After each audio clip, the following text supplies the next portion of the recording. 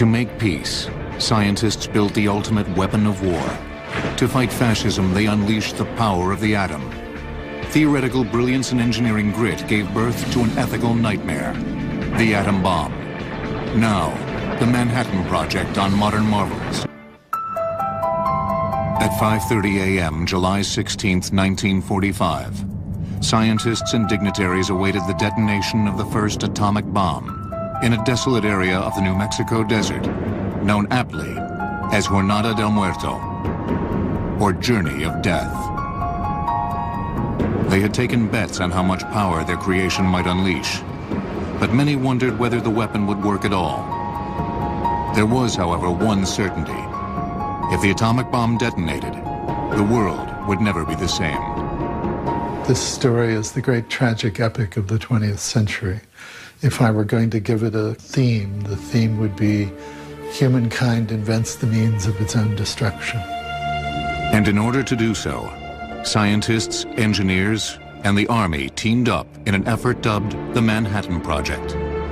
In the short span of 2 years, they built an industrial complex with sites across the country that would rival the size of the automotive industry. To manufacture fuel for the bomb, they built the 5th largest town in the state of Tennessee that consumed 1/10 of the electrical power generated in the United States. The bomb builders spent well over $2 billion, almost $30 billion in today's market, to detonate the first man-made atomic explosion just 28 months after scientists set foot in a lab at the Manhattan Project's Los Alamos, New Mexico facility.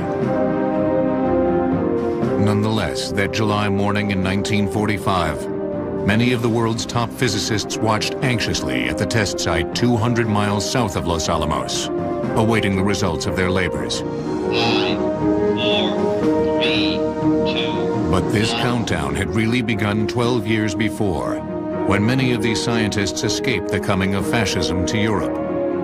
Once Hitler took power in 1933, the Jews of Europe, especially the Jews of Germany, were under a direct threat. And some of the best scientists in the country happened to be Jewish. Hans Bethe was one, Edward Teller was one, Leo Szilard was one, Einstein was one. And one by one, they fled Europe to the United States. Scientists found refuge at American universities. In 1938, dramatic news arrived from Germany. German scientists had split the atom by bombarding uranium with neutrons, which caused instability in the uranium nucleus. During this split, mass was lost and was converted into kinetic energy. They had discovered fission, and with it, opened a Pandora's box. If each of those neutrons goes into another uranium nucleus and causes fission, then the first fission has led to more than 2 fissions in the next generation, and you can see that each successive generation has many more neutrons, and this causes an explosive chain reaction. If 2 masses of highly fissionable uranium in the form of a sphere and a plug could be brought together with sufficient speed inside a bomb, an exponentially increasing chain reaction with explosive force would result. The implications of the discovery of the fission of uranium would be obvious to scientists in Nazi Germany, and this frightened Leo Szilard, a 40-year-old émigré physicist from Hungary. Politically astute, Szilard wanted to warn President Roosevelt, but knew that he lacked the stature to do so. Imagine men with heavy foreign accents say they have figured out a way to make a bomb no bigger than an ordinary bomb that could blow up a city. You might well think they were crackpots and throw them out of your office. Szilard wrote a letter to the president and sought a prominent ally to sign it, Albert Einstein. Szilard, who didn't drive a car, enlisted the help of his friend Edward Teller, an eminent theoretical physicist, to drive him to Einstein's summer house on Long Island. Einstein read what dort Hubert Szilard has eaten, asked a few questions about it, and then said yes, yes, and signed it. On October 11th, 1939, in response to Einstein and Szilard's letter of warning, President Roosevelt formed the Advisory Committee on Uranium. But this abstract new discovery became a low priority for a leadership distracted by a world war that was now 2 months old. A recent refugee of that war, 37-year-old physicist Enrico Fermi, narrowly escaped with his Jewish wife, Laura. They used the opportunity of going to Sweden to collect the Nobel Prize to go from there and then go on to the United States, so that the fascist authorities in Italy at that time didn't know that they were actually not going to be returning to Italy.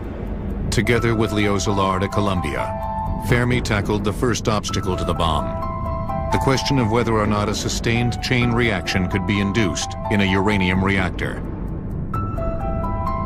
Without the successively doubling power of the chain reaction, a bomb would be an impossibility. Fermi was one of the few scientists who was talented both in theory and in practice. He loved getting his hands dirty. Leo Szilard was the antithesis of Enrico Fermi. Szilard usually slept late. He soaked in the bathtub to get fresh ideas. While in the bathtub, Szilard remained focused on the competition, the German bomb effort. He convinced scientists in the U.S., whose community thrived on openness, to censor their own papers so that they would not inadvertently help the Germans. As the U.S. bomb effort was taking its first tentative steps, news that the Kaiser Wilhelm Institute in Berlin had begun actively pursuing uranium research rippled through the American scientific community. It would take nothing short of a disaster to move the president to take decisive action, and a disaster was not far off.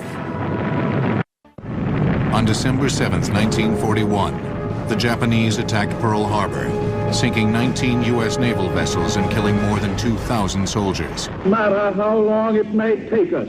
The next day, the U.S. declared war on Japan.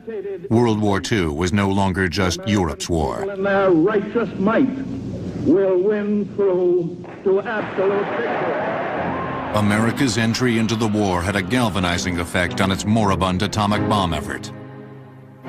President Roosevelt approved production of the weapon and turned the nuclear program over to the Army. Brigadier General Leslie R. Groves, an expert engineer and administrator, was placed at the head of the Manhattan Engineer District, named after the project's initial headquarters in New York City.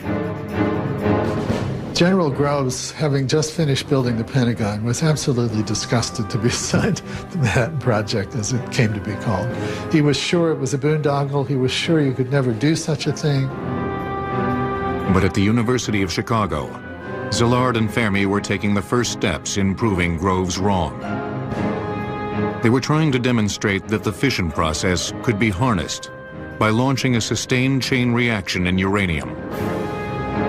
They built the first primitive reactor in a squash court beneath the stands of the university's football stadium. The reactor consisted of a pile in which a fission reaction could be initiated and controlled. They did it by piling layers of graphite and then embedding balls of uranium, so that when the neutrons started flying through, they would be slowed by the graphite, collide with the uranium, release more neutrons, and those neutrons would continue in the chain reaction pattern. This momentous achievement, only detectable by a Geiger counter, meant that the fission process could be sustained. Nuclear energy could be released in a controlled way, as in a reactor, or perhaps cataclysmically, as in a bomb. It was so crazy that you could put a bunch of uranium together with graphite and the thing would spring to life. The bomb effort went into high gear. Its first priority was the lack of weapons-grade fuel. Fission is more readily produced in a rare uranium isotope, uranium-235, that occurs naturally at a ratio of 1 to 139 to its less useful twin, uranium-238. Chemically identical, the isotopes were almost impossible to separate. The only workable method in 1942 was electromagnetic separation. In this process, a mass spectrometer used for separating electrically charged particles according to their mass sent a stream of uranium atoms past a magnet. Atoms of the lighter isotope U-235 would be deflected more than those of the heavier U-238 and would be captured one atom at a time. Scientists at Columbia University championed a competing mode of separation: gaseous diffusion. This method passed the isotope through a porous barrier that separated the lighter isotope from its heavier counterpart, but it proved to be technically challenging. In a square centimeter, about the size of my thumbnail, you've got to have hundreds of millions of pores, and they have to all be the same size. If they're too big, the gas flows through without any separation. If they're too small, the gas gets in there and condenses on the surface, won't go through. So you talk about obstacles. But if a suitable barrier could be manufactured, it promised a greater yield than the electromagnetic process. Both techniques would have to be done on a massive scale and would prove extremely costly. And if they worked, they would provide fuel for a bomb that would be designed in a remote area of New Mexico. Grove selected a bomb design site in Los Alamos, an isolated location in the mountains at an elevation of 7,000 feet and accessible by only one road. General Groves wanted it to be inland, too far for enemy planes or submarines. He wanted it to be beautiful, where he said he could keep a bunch of prima donnas amused. In November of 1942, the Army purchased 54,000 acres for $440,000 under the guise of using them as a demolition range. To head up the installation, Groves, an expert judge of men, chose a most unlikely candidate, J. Robert Oppenheimer. A gifted physics professor, Oppenheimer had a reputation for being temperamental, perhaps not suited to a highly stressful assignment. Grove was advised that Oppenheimer would be a disaster. People told him that Oppenheimer couldn't run a hot dog stand. Oppenheimer was a fascinating and complicated man. Fundamentally, he seems to have had some of the qualities of an actor. He was different things to different people. Oppenheimer drew luminaries like Enrico Fermi, Hans Bethe, and Edward Teller to the facility, as well as technicians fresh out of college. Laboratory personnel grew from 250 in 1943 to 2,500 in 1945. There were lots of babies born. General Groves at one point asked Oppenheimer if he couldn't do something about that. He said he didn't think so. The one place that they had to keep expanding was the maternity ward at the hospital. During the fall of 1942, the theoretical physicists at Los Alamos began the difficult process of trying to determine how much U-235 it would take to make a bomb. And the scientists tell him, well, it could be X amount, but that's plus or minus by a factor of 10. Groves is absolutely staggered. He uses the illustration that, well, you're giving a wedding, and you say it's for 100 people, but maybe 1,000 will turn up, or maybe 10. So how can you make any sort of plans with that range? This kind of uncertainty only served to fuel fears that the Nazis might be closer to building a bomb.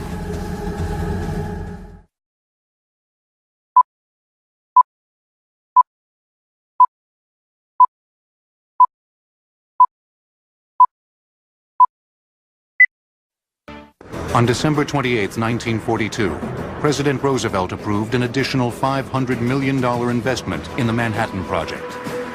The first priority, to build the massive industrial facilities that would produce the fissionable material to fuel the atom bomb.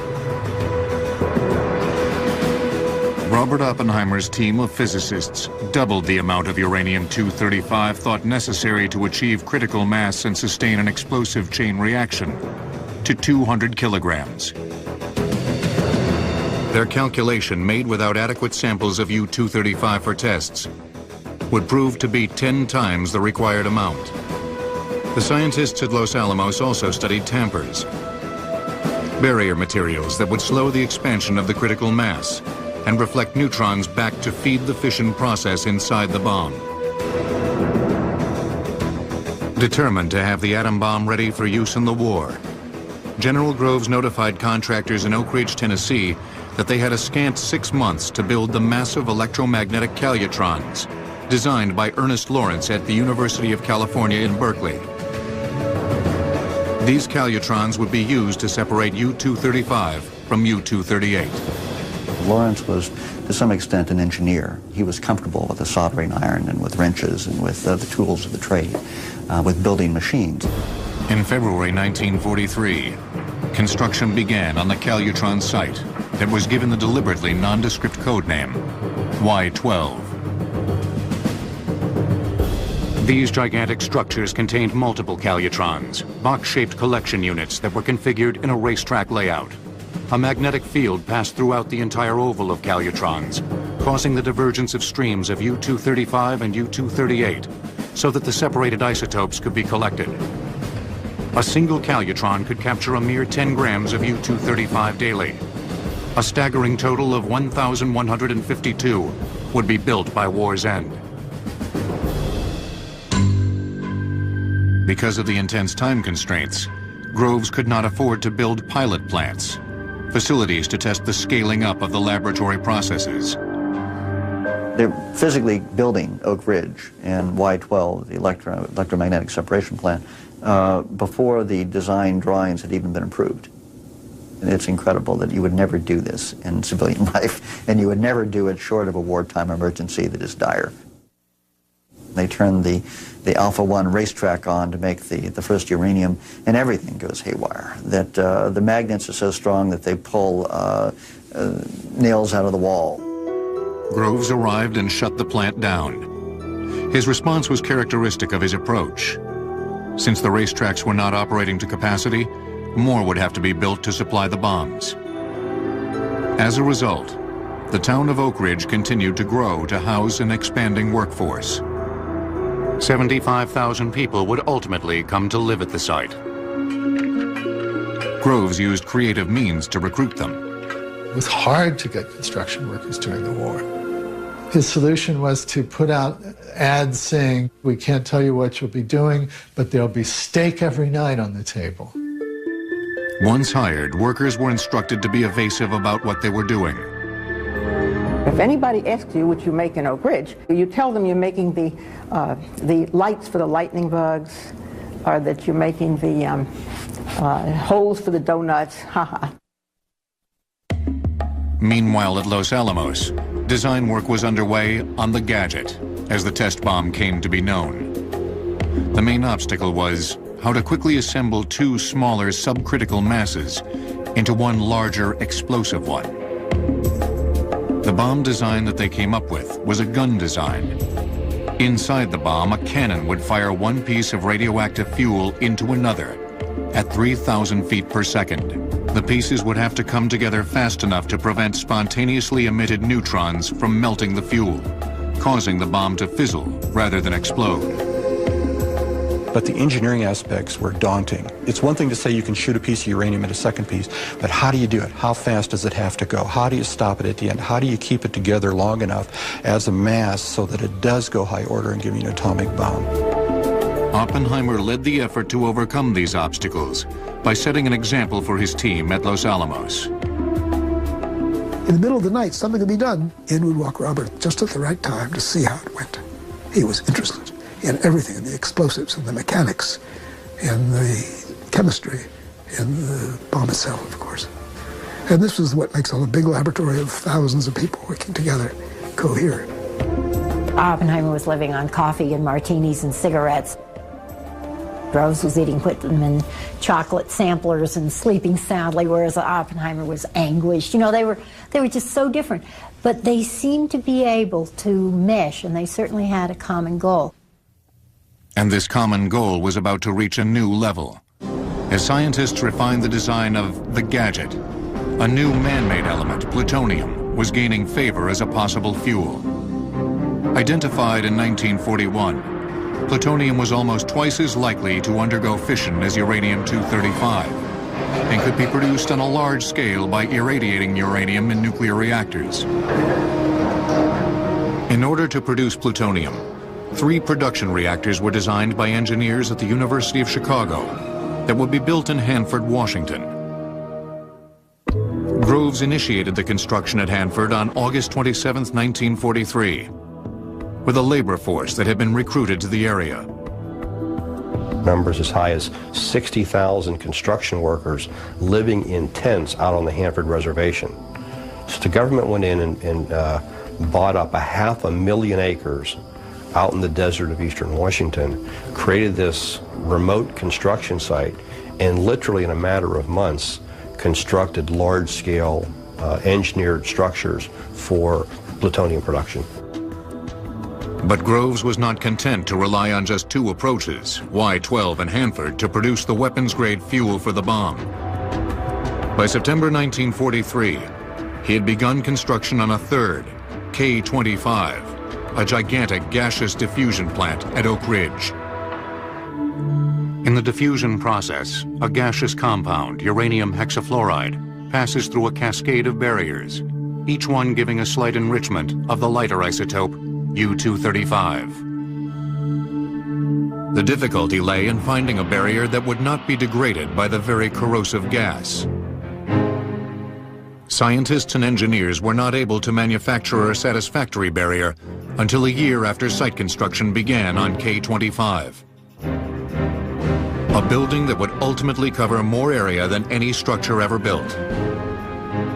The U-shape measured 1/2 mile long by 1,000 feet wide. With an area of 2 million square feet, it contained a series of sealed containers and cascades that ran the length of the building. Oak Ridge continued to grow, and by the end of the war, it was the 5th largest town in Tennessee. The total power consumption during the K-25 operation during the war in the Manhattan District was about 10% of the electrical energy in the United States.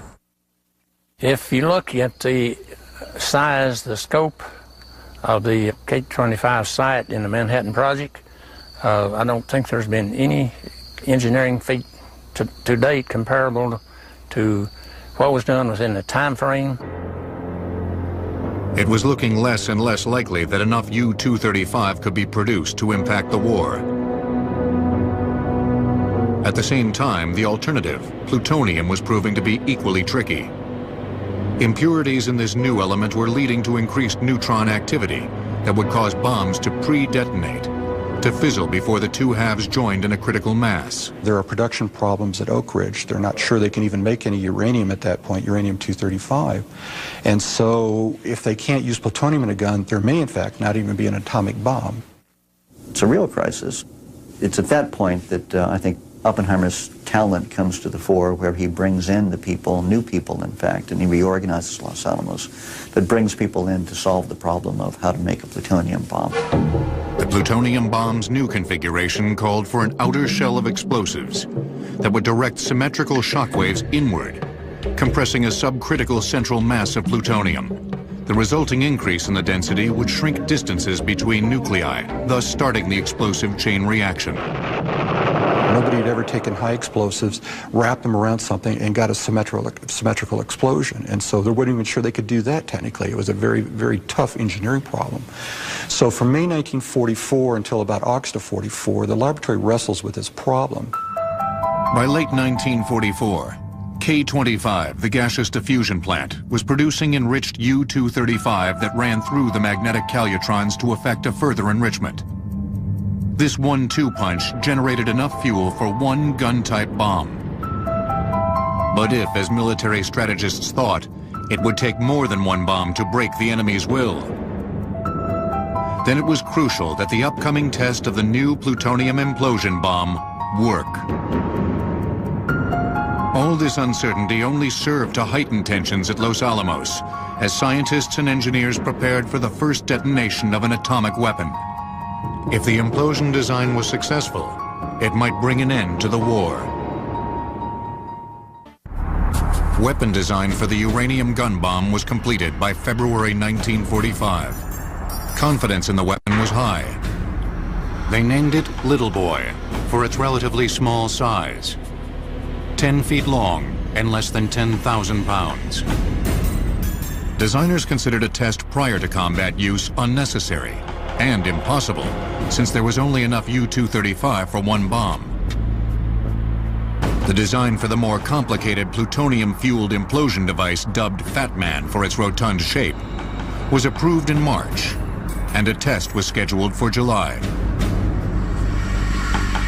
In preparation for deployment of the weapons, Colonel Paul Tibbets, a veteran combat pilot with extensive B-29 experience, was selected and placed at the head of a new unit, the 509th Composite Group. The unit began training at Wendover Field, Utah, dropping 5,500-pound orange dummy bombs.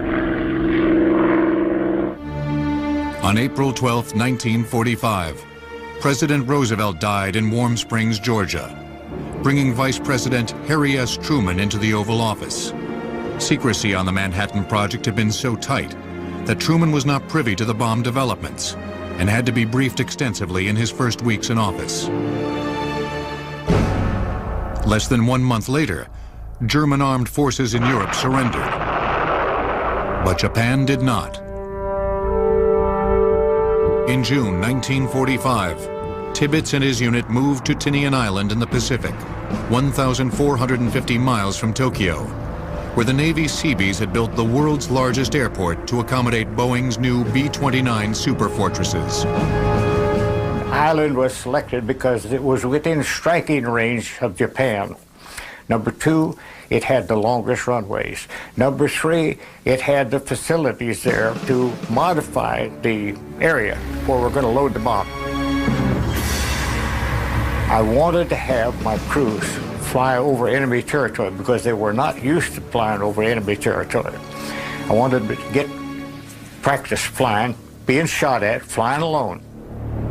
Half a world away on the morning of July 16, 1945, in the New Mexico desert 200 miles south of Los Alamos, scientists and dignitaries awaited the results of the first test of an atomic weapon.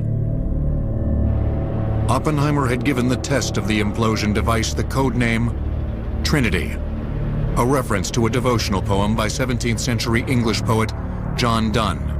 The poem explores the paradox of a God that destroys in order to renew. But on the morning of the Trinity test, the implosion device did not look particularly imposing atop a tower 100 feet high.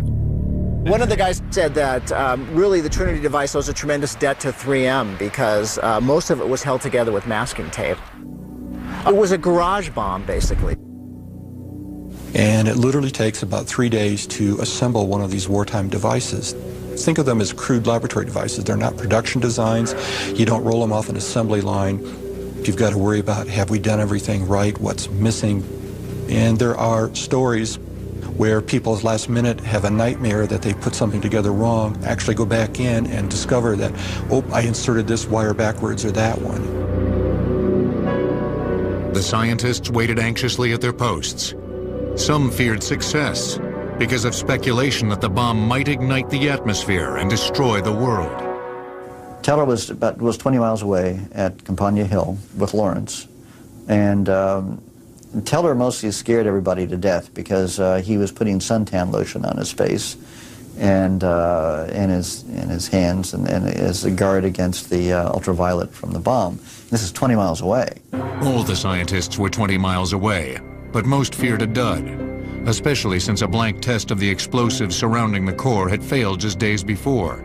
Sensors showed that they had not fired simultaneously and would not have compressed the core properly. It was really unnerving when the blank shot failed.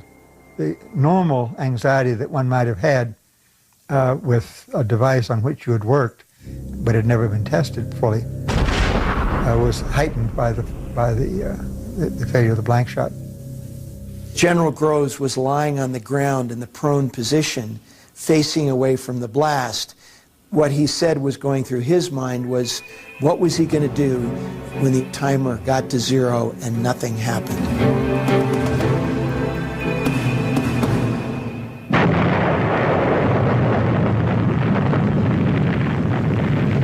At 5:30 a.m., July 16, 1945, The world entered the atomic age with an intense flash, a sudden wave of heat, followed by a tremendous shock wave. The ball of fire extended 40,000 feet. The bomb packed a punch equivalent to 20,000 tons of TNT, the high end of most of the scientists' predictions, completely vaporizing the steel tower and heating the desert sand into glass for a radius of 800 yards. What got me was, I hadn't thought, the heat of the fireball would heat my face exactly as its sunrise. It became brighter and rose, and I knew that soon it will be used over Japan, and then it will not be just an experiment. Groves returned to Washington to report the results to Secretary of War Henry Stimson and to make preparations for the use of the bomb against Japan. Later that day, Groves had his photograph taken for the publicity that would accompany the bombing of Hiroshima. I said, General, look down right there at Tokyo. He put his hands on his hips and says, no, I won't look at Tokyo, Ed, but I'll look somewhere close to it. So he did, and I made the picture. I don't know, wherever he was looking was probably Hiroshima. Although Trinity had been a success, questions remained about Fat Man. The gadget at Trinity was not a bomb. Couldn't have been dropped. It was a gadget sitting on top of a tower. So could the bomb work? That would certainly have been the military view. We test them in action. Moreover, the untested little boy would only get one chance to work. The only way we could know for sure is if we actually test it, but we don't have enough uranium. So we're going to have to look at this and say, our calculations look good, our engineering looks good, but we don't know. And so little boy goes into combat as an untested weapon. The course of the war, the work of thousands, the expenditure of billions, and the fate of more than 100,000 Japanese soldiers and civilians hung in the balance on the morning of August 6, 1945, as the Enola Gay flew 31,000 feet over Hiroshima.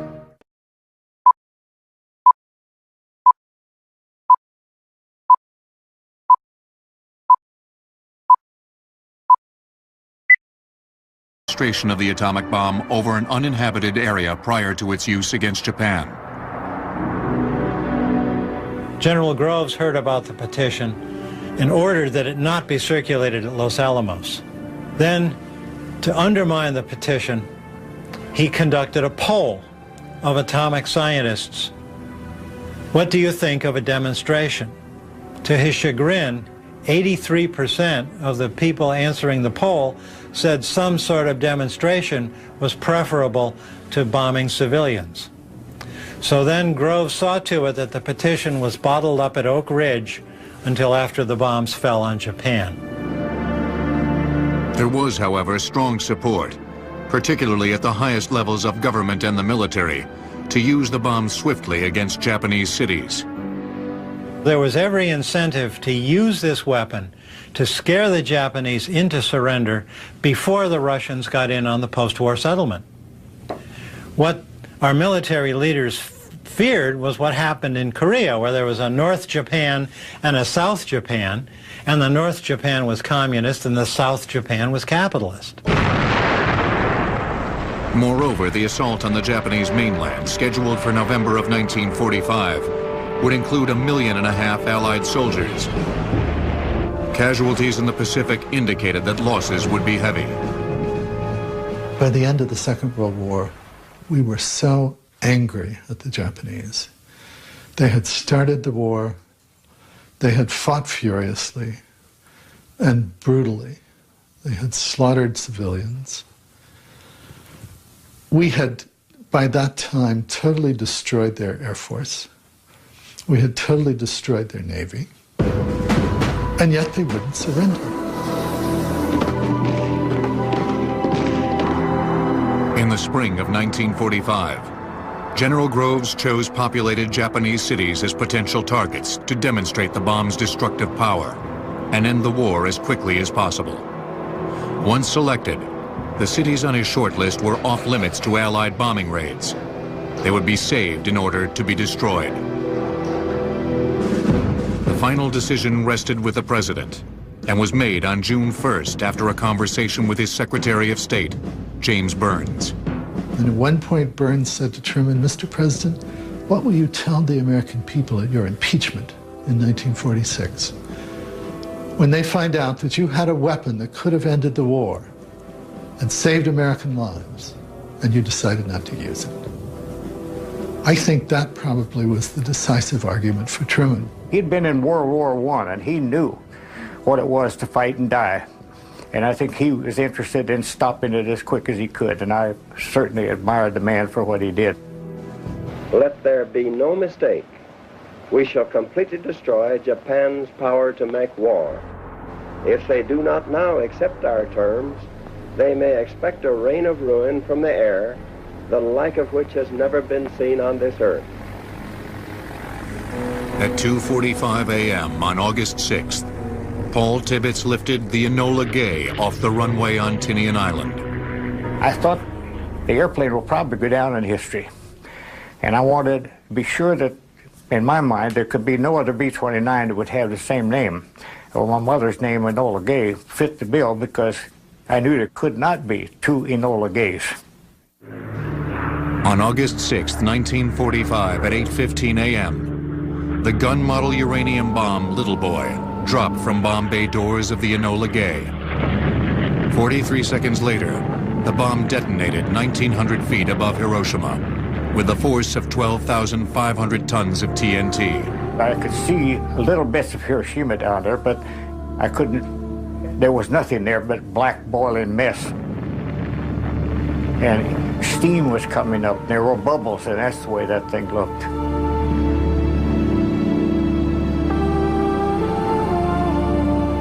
"90% of the city was leveled by the 500-mile-an-hour winds of the blast, which charred victims' skin 2 miles away and incinerated those directly beneath the detonation." We visited the patients. We visited the railroad platform, which they had lined up all the people who were dying of radiation sickness. Maybe 600 or 800. Nothing to be done. They didn't have anything to go work with. The small boy, I think was a boy, was bloated, and you couldn't hardly recognize the face at all. They said, "Okacha, Okacha, Mizu, Mizu, Mommy, Mommy, water, water." The pitiful, painful cry is something I'll never forget. The Japanese death toll rose to 130,000 people killed by the blast and ensuing radiation sickness. 3 days later, a second, more powerful plutonium bomb, Fat Man, fell on Nagasaki with similar results. Japan surrendered on August 14, 1945. Let us pray that peace be now restored to the world, and that God will preserve it always. The most catastrophic war in human history was over. I figured out how many of us at Los Alamos really knew all that was going on. And dividing that into the number of casualties, I figure that I'm responsible for 100 or 200 of them. And that's a hard kind of thing to be responsible for. But I've been asked, in view of that calculation, would I do it again? And the answer is yes, because any new weapon I would want to be given first to the United States. The American atomic weapon monopoly was short-lived. In 1949, the Soviets detonated an atomic bomb. During the 1950s, both superpowers added the hydrogen bomb to their arsenals in an attempt to achieve military superiority. Ultimately, the two would have tens of thousands of weapons in their nuclear arsenals. Progress cannot be stopped, and we are told to stop progress. I am very much afraid that progress will occur and will occur in a country that is less dedicated to peace than we are. But Oppenheimer did not agree that the arms race represented progress. His opposition to Edward Teller's hydrogen bomb project and questions about his communist sympathies led to the revoking of his security clearance at a government hearing in 1954. Teller testified against his former chief. He should not have testified against Oppenheimer. I think that the whole proceeding against Oppenheimer was a terrible mistake on the part of the United States government, and I felt very upset by it, as I think many scientists did, and I felt that any scientist who supported this was more or less doing exactly the wrong thing. Oppenheimer's career had been brought to an end. But the debate over his and the Manhattan Project's contribution to history was just beginning. If you graph human deaths from war across the last 200 years, you will see an exponential increase up to 1945, at which point the line on the graph drops to about 1 million a year and stays there for the rest of the century. Clearly, there was a radical break in international affairs in 1945. And I think that break has to be attributed to this discovery that scientists made, working peacefully in their laboratories, trying to understand how the world really works, rather than how we would wish that it worked. The question of the Manhattan Project's legacy, whether the atom bomb produced under the strain of war by some of the greatest scientific minds of the last century should be seen paradoxically as a peacemaker or simply as a savage destructive weapon, remains as polarizing today as it was 50 years ago. But for some, this debate is not abstract. The legacy of August 6, 1945 is far too personal. Every year on this day, on 8/15, I always offer prayer, and even this morning, tears flow. I just couldn't, everything comes right back at me. And of course, I can't forget all the people that was killed in that bomb.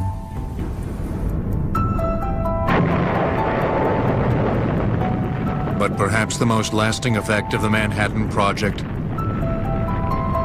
I can't recall an event that had such a decisive effect on American society or all societies, because for the first time they faced instant, total, absolute annihilation, and one for which the average citizen had no material way to intervene to prevent it.